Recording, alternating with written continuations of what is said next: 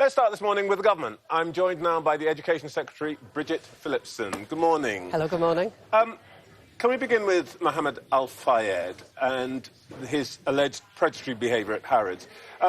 Back in 2009, the Crown Prosecution Service declined to prosecute Fayed under Keir Starmer's leadership. Now, even if he didn't see the file, with 130 women now coming forward, it looks as if there must have been something very wrong with the CPS at that time, doesn't it? Look, what has come to light in recent days in particular is extremely serious. Violence against women is, an issue that we do absolutely need to tackle. When Keir Starmer was Director of Public Prosecutions, he made that a personal priority. I don't know the details of what happened in 2009. There sometimes can be issues with the evidence that's presented by the police, whether that can lead to a conviction.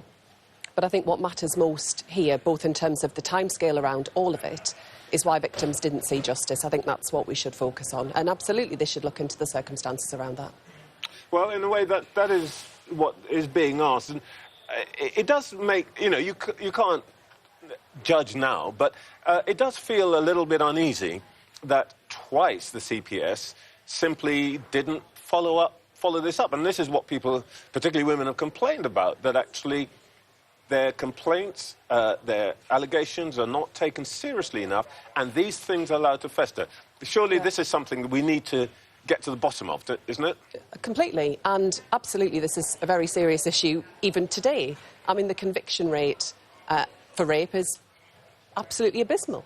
I mean, women don't see justice, and that has to change. What I know is, before I became a Member of Parliament, I used to run a women's refuge for women and children who had experienced domestic violence. And the first time that I ever knew who Keir Starmer was when I saw him on television as Director of Public Prosecutions, talking about the personal priority that he attached to tackling violence against women and girls. So he's got a personal commitment to it. He turned the CPS around while he was leading it to focus on that. But clearly, if there have been issues that should be considered, that should happen. We've still got a really serious problem to this day about the lack of seriousness around tackling violence against women and girls, and that's why Yvette Cooper has made it a big mission of government to halve that. All right, let's turn to one of the other big talking points of the week, donations.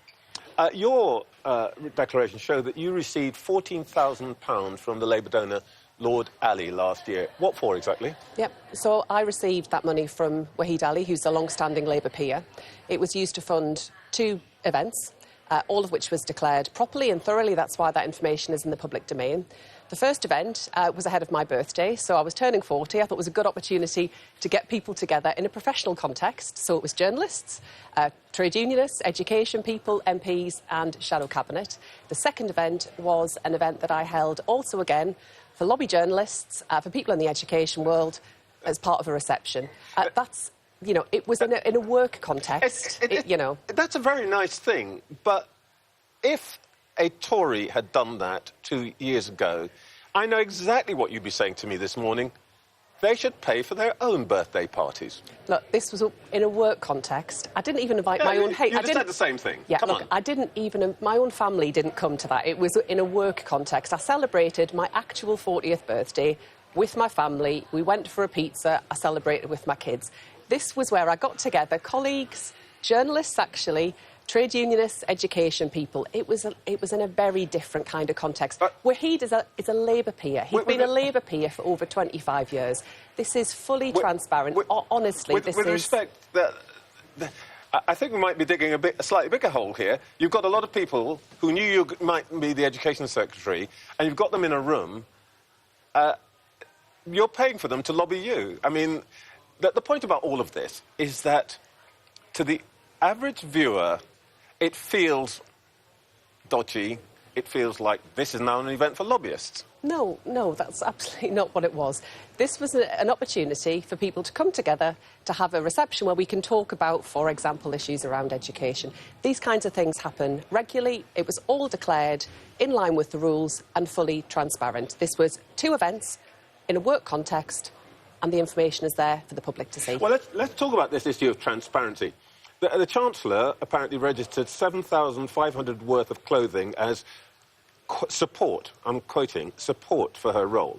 Andrew Rayner had £3,500 worth of clothes registered as a donation in kind. in the interest of transparency, shouldn't they both have simply said nice clothes? They've followed the rules. They've declared it in line with the rules, and what they have said is But in the point is, future they're they not- won't be. What they've said is that in future But they're not telling they you won't what be taking actually this similar... money was for, are they?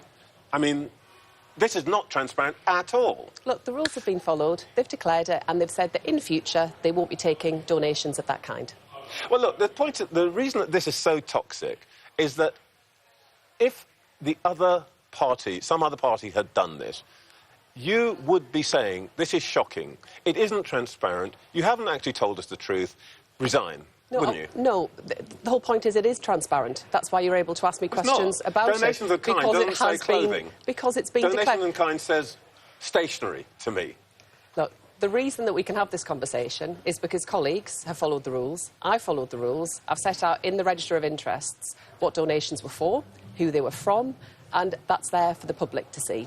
And what I would say is that, of course, it is frustrating to be having this conversation with you this morning, not talking about, you know, the wider agenda that we're setting out here in Liverpool, because we have delivered an awful lot in the very short space of time that we have been in government. Yeah. And, of course, this is a distraction. I'd much rather be talking to you about bigger issues. But, you know, I'm happy of course, to so set would I, out but the I position very didn't fill in the clearly. forms. Your colleagues did. Look, the Prime Minister, Deputy Prime Minister and Chancellor have all said that they're not going to be taking gifts of money, holidays and all of that. If it's wrong now, it must have been wrong last year. Will they give the money back? Look, it was in line with the rules, but we just want to draw a line under this. Well, you Move won't. on and get on and deliver for the British people and what they voted for. Well, you won't draw a line under it until you make clear how this actually represents transparency when support turns out to be skirts, and why, or suits, or whatever it is, and you're saying we're not going to do it anymore, but actually it was OK before. You won't draw a line until you sort that out. Will they give the money back? Well, if they've declared it in line with the rules and they've followed it as far, you know, very clearly they have, then I see no reason to do so. Look, the problem is, why this is hard to understand is if they followed the rules, there's nothing wrong. Why did they decide to stop doing it now? In order to draw a line under it so we can move on and not be talking about this and talking, frankly, about other things. Look, in 1997, when Labour came in before, something similar happened. Labour had got a £1 million donation from Bernie Ecclestone, the guy who used to run Formula One. They gave it back in the end. Why not the same now? Big distinction that I would draw is that if we're talking about the donations from Wahid Ali, he's a Labour peer. There's no suggestion that any of the donations were given in order to give rise to undue influence. He's a Labour peer. He's been a member of the Labour Party for a very long time, and he wanted to help secure a Labour government. That is not the same thing as what you've just described there in terms of what took place in 1997. Although I would caveat, my knowledge of what took place in 1997 is rather limited by the fact it's what I read in the papers, given that at that point in time I was still at school myself. Well, the history is out there, and you can read Tony Blair's book about it and so on. But are you telling me that £500,000 worth of donations since 2020, irrespective of who it's from, get you no influence in the Labour Party? The distinction I am drawing is that Wahid Ali is a Labour peer, has been for over 25 years, and unsurprisingly... Not many Labour peers have bunged you £500,000. Look, he's done very well in business, and unsurprisingly, as someone who made his way in the world... I'm not complaining about that. He's made his way in the world, he's worked really hard from pretty humble beginnings, he's a Labour peer, and he wants to support Labour politicians in delivering a Labour government. I don't think, to be honest, that's a surprise to anybody that has met Wahid over the years. You brought in Sue Gray to prepare you for government. And that you wouldn't experience what you call the chaos of the last lot, as you usually describe them. Sue Gray has now notoriously become the story herself. And we are not talking, as you say, about housing and health and education, because we still need to get complete answers on some of these issues. And by the way, we're also, or the press is talking about Sue Gray. Is it time for the leader himself just to get a grip on all of this? Look, I think it's difficult to talk about staff publicly because they don't have right of reply. What I would say about Sue Gray is that she is someone who brings enormous expertise, particularly in the running of government, to this role. She, in the dealings that I've had with Sue, has always been highly professional and focused on delivering. And the fact that we were able to do so much work in preparation from opposition means that in education, I've been able to move at pace to deliver, to start the process of setting up Skills England, so we can make sure we've got more apprenticeship starts, that we've got more skills training, reformed Ofsted, set up a curriculum review, invested more in speech and language support. We're not a government that is short of things that we have already, in a very short space of time, got on and done. In little over 3 months, we've got a big, long list of how we are delivering on the priorities of the British people. We know people voted for change. That's why we've got on and delivered it. But I appreciate when everything at the moment seems really broken, people question whether it can get any better. And that's what we're determined to show this week. What her great expertise has brought is the fact that I've got to ask you about all of this stuff. And this morning we're seeing that Keir Starmer's personal ratings have dived to below those of Rishi Sunak. Frankly, is that worth £170,000 a year? Look, I'm not... It's, as I say, it's difficult to talk about individual staff because they don't have the right of reply. Sue does bring tremendous experience, and I think if you look across the board at what we've delivered, whether it's GB Energy, what we're saying today around housing, all of the work that we've delivered on education, we know that people put their trust in us on the 4th of July, and we are determined this week to show that change has begun and that we are delivering from government on what people did vote for. All right, let's talk about big politics, as it were.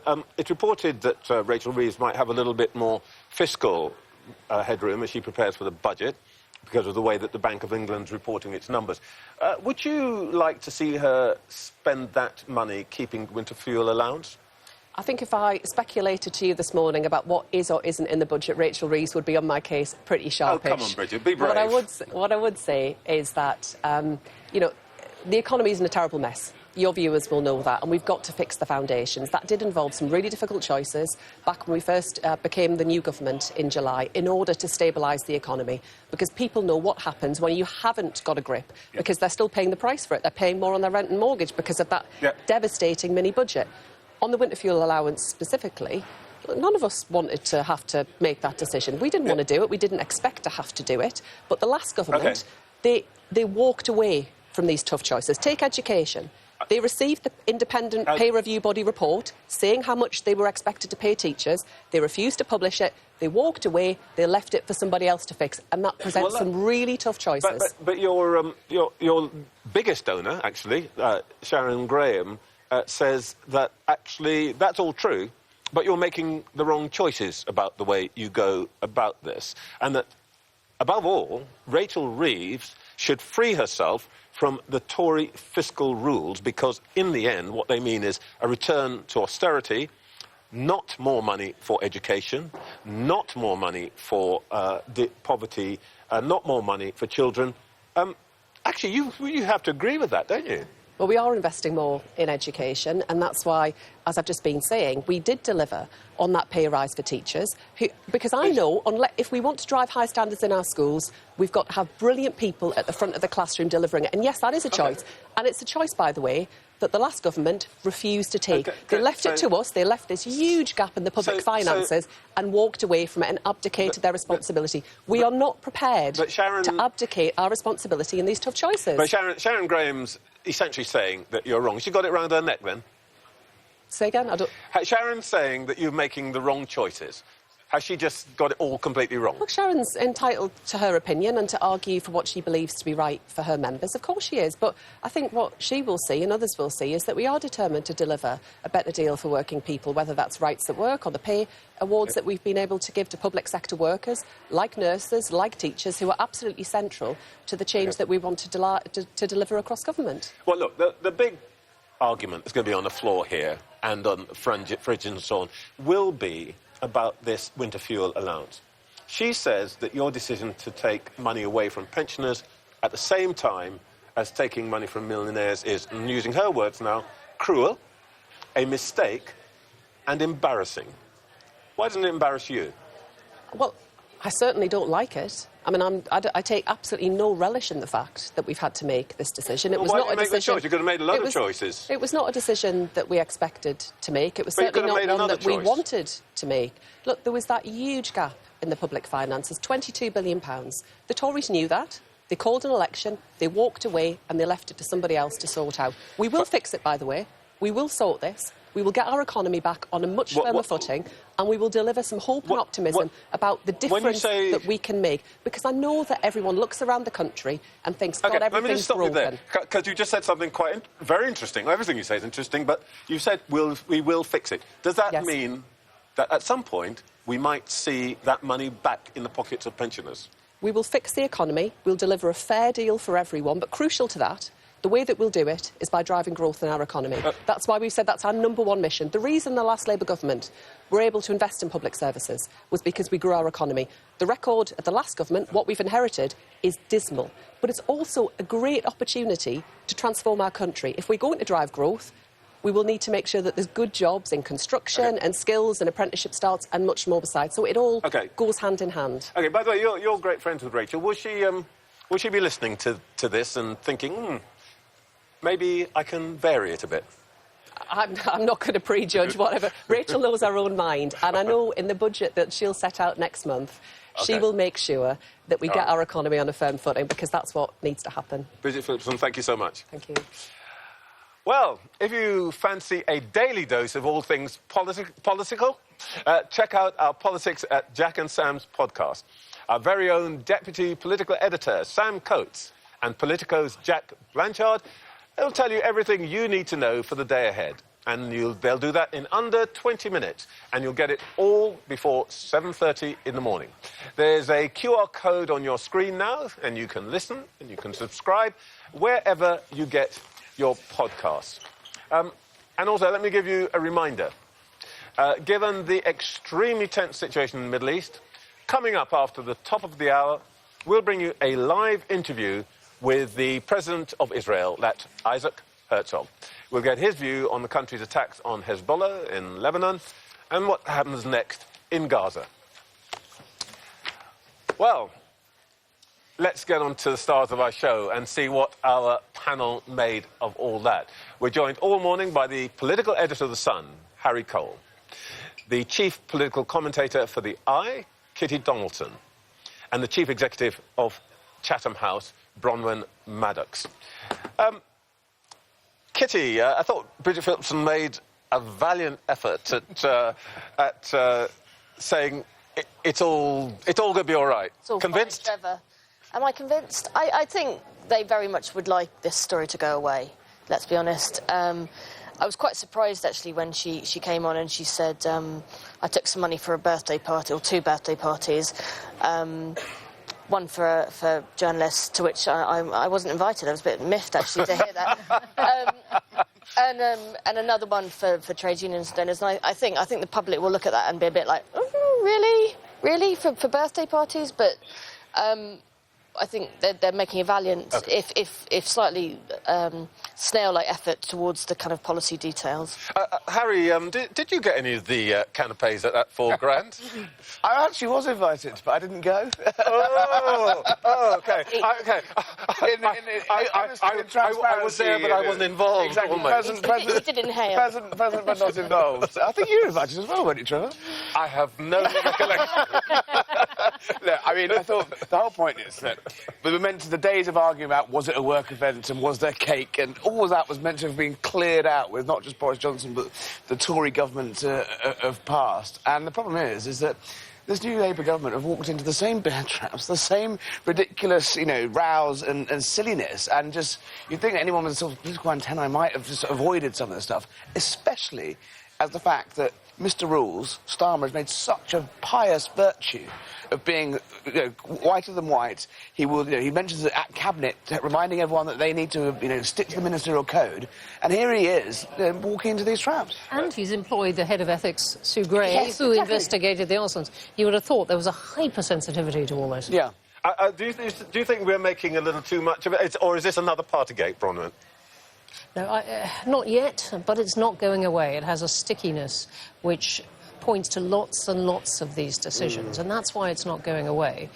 You asked the right question, is the money going back? Obviously, that's a question they don't want answered. And I think, I'm sure they're regretting it now. The amounts of money are comparatively small to the political cost that they're now paying for it. But it just speaks to a kind of misjudgment, which maybe they won't make again, but one that I'm surprised is as widespread as it seems from all these details. At one level, it sounds like great fun for us, and, you know, we can tease them and all the rest of it. But there is a sense in which this feeds an underlying sentiment out there, which was expressed by the fact that the Labour and Conservative parties together had the lowest joint percentage in the last election, 57.4, ever, that actually the country doesn't think much of conventional politics, and there's a kind of, they're all the same drumbeat coming. Absolutely. And I've spoken both privately to lots of now cabinet ministers, and when they were in opposition, and Keir Starmer, who sort of worried that the public just thinks a plague on both your houses, and that there's a kind of cynicism that's becoming calcified in British public life. And I think this row couldn't have come at the worst possible time, when we've got the Winter Fuel Allowance backdrop and pensioners worried about weather turning and them having to put their heating on. It just doesn't sit with the doom and gloom of Keir Starmer's messaging, however cheerful he gets this week, and I don't think he will get very cheerful, however cheerful he gets this week... No parties. No. There would be no photographs of anybody drinking champagne at the conference.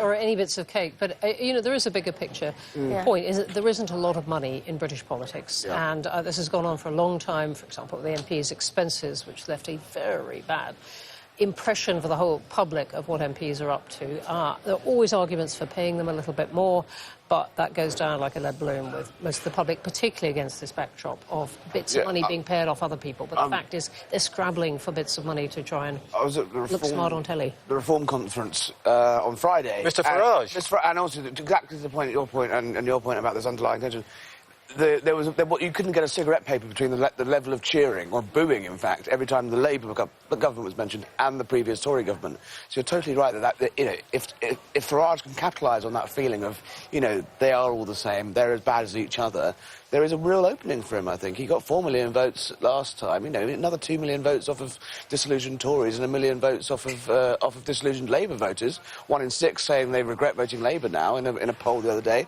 You know, the things could get quite lively quite quickly. And, by the way, your paper backed Labour. We did. We want them to do well. We're hoping... You must be pretty hacked off. No, look, we backed them because we want them to do well. They were going to win. It's clear that the country wanted change, but I'm not sure this is quite the change they had in mind. Quite a lot of loose change. Having second thoughts? We'll see. Look, it's early days. They're 11 weeks in, but the teething problems clearly need to be sorted out. The other problem, of course, of timing is that this has all happened, and then there's a Winter Fuel Allowance to set against it, and that's the contrast has made things worse. I was quite struck, though, that Bridget didn't quite say we're actually going to see this through. Do you think there's any wiggle room here for Rachel Reeves? I don't think on the Winter Fuel Allowance. I think she would now look weak if she changed her mind on that, and I think they now make the argument they made in the first place was this will save some money. The argument they now make is it's a better target to get pensioners who need it on pension credit, and then you get the pensioners at the very bottom of the income scale. I think where we might see some changes is around the fiscal rules, and I know you've talked to Sharon Graham about that. And there's a kind of argument in going on in Labour circles about whether she should be... It's almost the same parallel argument as whether Keir Starmer should be so sort of gloomy. It's whether Rachel should be so sort of dour about the public finances, or whether she should invest to boost the economy and include growth and get growth going. What do you think about this fiscal rule thing, Bronwyn? Could she loosen the corset a little bit?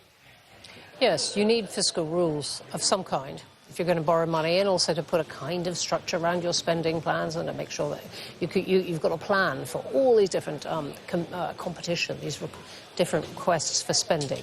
So you do need some, and if you don't have any explanation to the markets, you see what happened with Liz Truss, the markets take a very dim view. But they don't have to be exactly these fiscal rules. There probably is a bit of wiggle room in there, but there isn't going to be a lot. The country has an awful lot of debt. It's going to be a sort of penny on the tiller sort of thing. Mix my metaphors there. Touch on the tiller. Changing the debt rules, I think, is how they're going to do it. How they classify debt. Kitty will probably know more than me, having worked in financial journalism for a long time. You know, changing the rules to basically give them a bit more wriggle room, a bit more, lo and behold, a bit more, a couple of billion here and there down the back of the sofa, so things might not have to be as gloomy as the pitch rolling we've seen so far, which is. But one point I would make is I think they would have got away with the winter fuel payment thing if they hadn't have given the train drivers a pay rise to 90 grand the next day. Once again, it's the politics and the optics that are ruining it for them.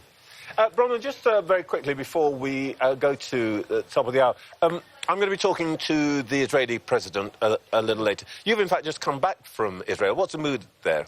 It is grim in so many different ways. This is a country still in trauma from October 7th, this huge attack on the nation, and more than 100 hostages still there, although more than 30, I think, thought to be dead. No real plan about how to go forward. Bewilderment at why the world, including Friends, UK, they point to why Friends are criticising them. Real disconnect between, I think, how Israel sees itself and how much of the world is seeing Israel. And you see the signs of the hostages everywhere, these pictures, the name, the ages crossed out and 1 year older written in. What you don't see on Israeli television, which Israelis acknowledge, is much of what's going on in Gaza. The families wiped out, the rubble, the refugees, the deaths, the hospitals. You don't see that. And so it is a country quite split off from how others are seeing it. But then you do have this government, and this is, I suspect, something of what we're going to talk about, this government which is igniting, it seems to me, a conflict on the northern border. Good reasons for that, but right now, and doing more on the West Bank. We can come on to that. OK.